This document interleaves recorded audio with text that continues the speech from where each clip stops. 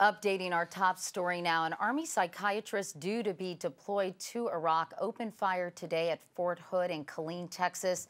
At least 12 people were killed, including the gunman, 31 others wounded.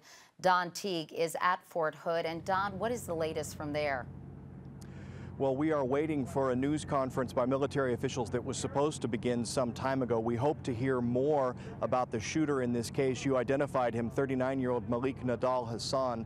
We are told he is a psychiatrist, was upset potentially about being deployed to Iraq, but military officials have not gone into a motive for what he was doing. We also don't know the status of the other two arrests in this case. We are told from military officials that 2 other soldiers were apprehended after eyewitnesses saw them apparently taking part in this shooting, but they haven't given us any more information about that, so there's very little we know about those 2 soldiers. I can tell you that the post is still on lockdown. The community of Killeen, including the schools, are on lockdown, and everyone is just in a state of shock here. They have begun organizing blood drives for the community to help with a massive effort to help for so many of the wounded here. Katie? And I know that Fort Hood is the largest U.S. military installation in the world, so obviously people are feeling very, very badly about what happened here. And there was another incident not that long ago there as well, right, Don? There have been several much smaller incidents in the past few years, and of course here in Killeen, the Luby's cafeteria shooting that claimed 23 lives in 1991. I should tell you that despite this being a huge military post, this is a very tight-knit community. I trained here when I was in the Army. I can tell you that it feels like a family when you've got 53,000 people. Those are the soldiers. All of their family members are here.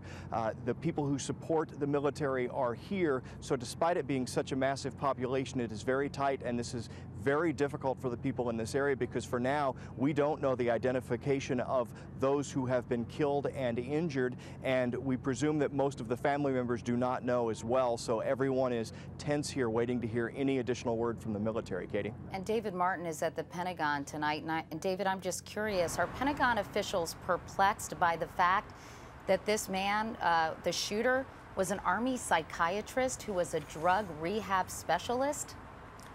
Well, you know, drug-related cases of violence are among the most frequent kinds of violence in the Army. So there's a very cruel irony to this. And one of the questions that people are going to try to answer now is, did Major Hassan give any indication that he was capable of something like that? And if he did, was there anything that the Army could or should have done to prevent it?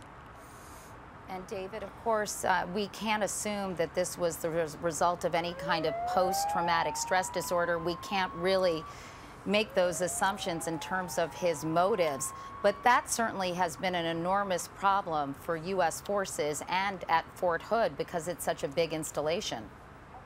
Well, Fort Hood has been one of the major suppliers of units, particularly for Iraq.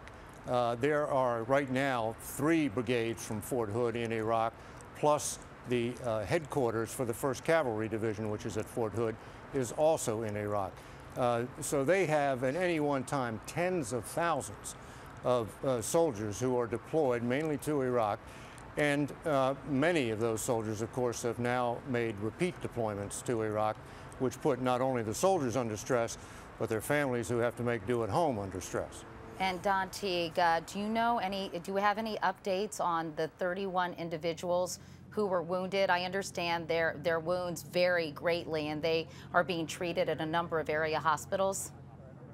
They are. Obviously, these are gunshot wounds, Katie, and they range across the board. We would assume some are critical, but the hospitals aren't giving us specific details on those numbers. We do know there was at least 1 civilian who was among the victims. We're told this was a police officer, a contract officer on post. It's a shared duty between military, police, and civilians who patrol the post. We know of that. We don't know of any other civilians who were among those who were victims at this point, Katie. All right. Don Teague at Fort Hood in Killeen, Texas. Don, thank you very much.